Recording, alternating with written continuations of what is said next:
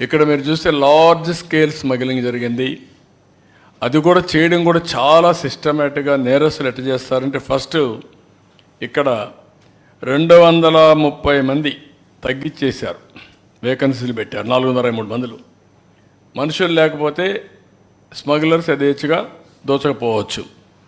అక్కడి నుంచి ఏం చేశారంటే 4 FBOస్ని 5 FROస్ని ఆన్ డ్యూటీ పంపించారు.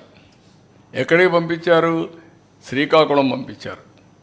మీరు అక్కడ పోయి డ్యూటీ చేయండి, మేము ఇక్కడ స్మగ్లింగ్ చేసుకుంటా అని అక్కడ ఉండే ఆఫీసర్లందరినీ ఇట్లా పంపించారు.